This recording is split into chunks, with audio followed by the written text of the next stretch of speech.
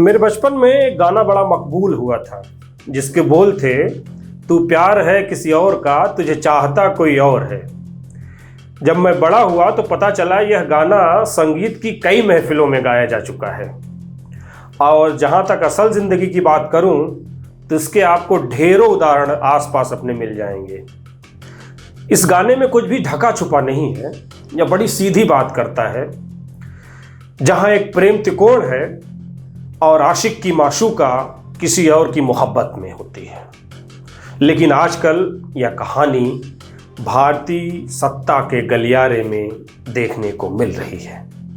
इसकी केंद्र में है कांग्रेस के वरिष्ठ नेता शशि थरूर और दोनों तरफ देश की दो सबसे बड़ी पार्टियां भाजपा और कांग्रेस हैं। कांग्रेस है जो फिलहाल थरूर का दामन छोड़ना नहीं चाहती है और वहीं भाजपा है जो थरूर पर डोरे डालने से बाज नहीं आ रही है। जब आप पूरी कहानी सुनेंगे तो अपना माथा पकड़ लेंगे और आप भी यही सवाल करेंगे कि आखिर ये रिश्ता क्या कहलाता है। फिलहाल वायरल बदकही में आज बात इसी मुद्दे की। नमस्कार, मैं हूं विकास त्रिपाठी।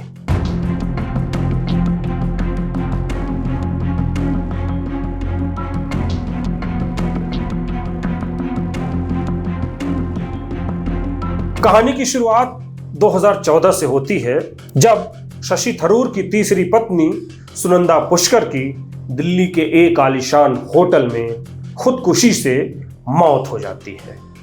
यह महीना था जनवरी का और उस वक्त देश में कांग्रेस की सरकार होती है। लेकिन अगले 6 महीनों में सब कुछ बदल जाता है। कांग्रेस चुनाव हार जाती है और भाजपा प्रचंड बहुमत के साथ देश की सत्ता में आती है।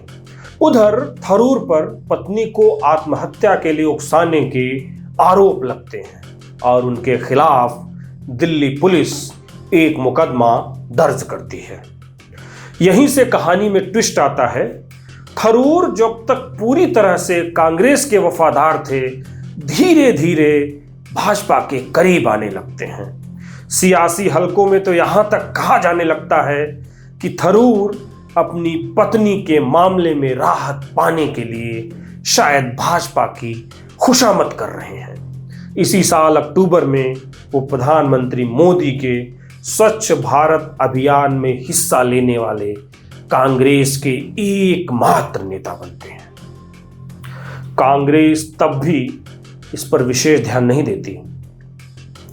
यह पूरा मामला कुछ उस प्रेमी की तरह रहता है, या कांग्रेस उस प्रेमी की तरह व्यवहार करती है जिसे अपनी माशूका पर पूरा भरोसा होता है और वह मानता है कि उसकी माशूका उससे बेवफाई नहीं कर सकती, जबकि उस माशूका उहापोह की इस अवस्था में है जहां वो खुद से सवाल करती है कि कुछ तो बात रही होगी, वरना कोई यूं बेवफा नहीं होता।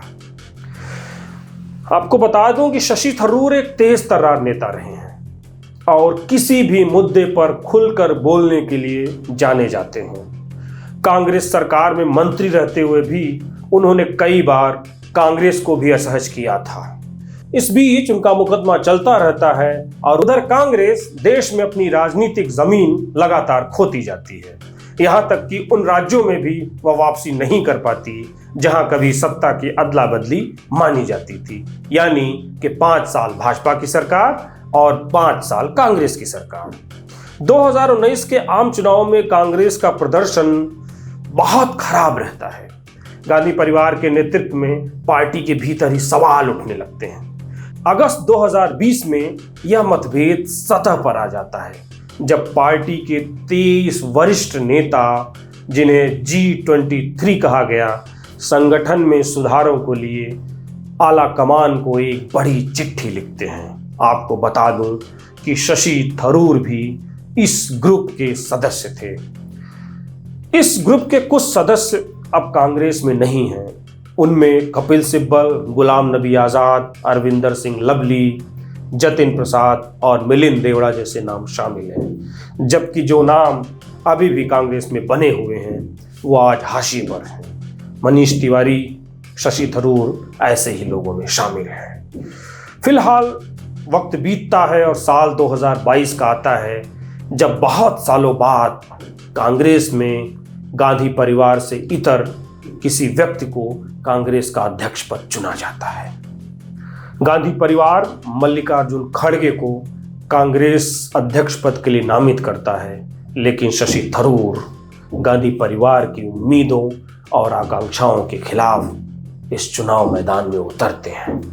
हालांकि उन्हें इस चुनाव में मल्लिकार्जुन खड़गे के खिलाफ मुंह की खानी पड़ती है, लेकिन इसके बाद थरूर और गांधी परिवार के रिश्तों में खटास स्पष्ट हो जाती है और यह सतह पर दिखाई पड़ने लगती है।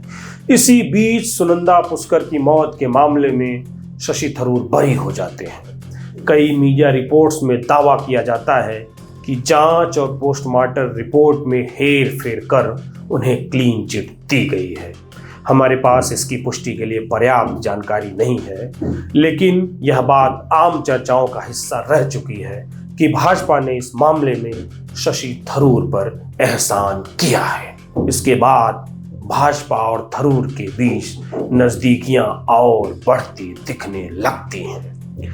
कुछ समय के लिए तो ऐसी खबरें आने लगती हैं कि शशि थरूर भाजपा में शामिल हो सकते हैं, हालांकि वे कांग्रेस में अब भी बने हुए हैं।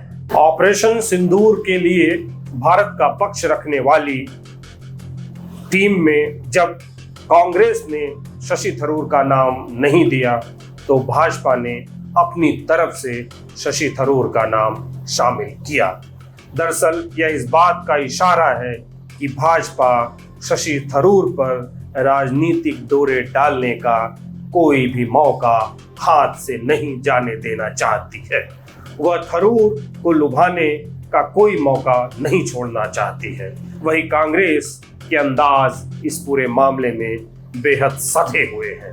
वह भाजपा के खिलाफ तो हमलावर है, लेकिन थरूर के खिलाफ बेहद चुप है। दरअसल पार्टी थरूर को निकालने का साहस नहीं जुटा पा रही है, क्योंकि इससे कांग्रेस और ज्यादा बौद्धिक शून्यता में चली जाएगी। शशि थरूर एक वैश्विक ब्रांड है।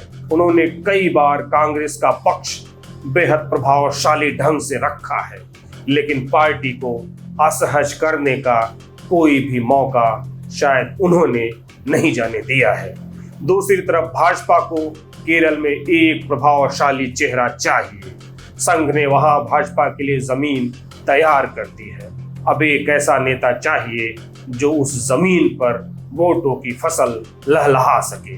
इससे पहले पार्टी राजीव चंद्रशेखरन पर दांव लगा चुकी है। राजीव टेक्नोक्रेट हैं और उनकी पढ़ी लिखी छवि केरल जैसे राज्य के लिए उपयुक्त मानी जाती है, लेकिन उनमें राजनीतिक अपील की कमी है। राजनीतिक विश्लेषकों का मानना है कि शशि थरूर इस खाली जगह को बखूबी भर सकते हैं। उनका शैक्षणिक रिकॉर्ड बेहतरीन है और अपनी बातें प्रभावशाली ढंग से रख सकते हैं। ऐसे में वे भाजपा के सभी मानदंडों पर खरे उतरते हैं। शायद यही सोचकर भाजपा उन्हें रिझाने का प्रयास कर रही है। आगे क्या होगा यह फिलहाल कोई नहीं जानता, लेकिन इतना तो तय है कि जो कुछ भी होगा वह दिलचस्प जरूर होगा और उससे भारतीय राजनीति की नई कहानियां जन्म लेगी। फिलहाल वायरल बदकही में इतना ही।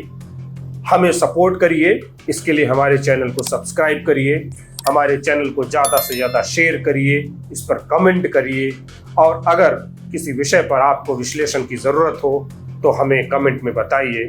हम उस विषय पर विश्लेषण जरूर मुहैया कराएंगे। फिलहाल इस वीडियो में इतना ही। मिलते हैं एक नए वीडियो में किसी नए टॉपिक पर। तब तक के लिए नमस्कार।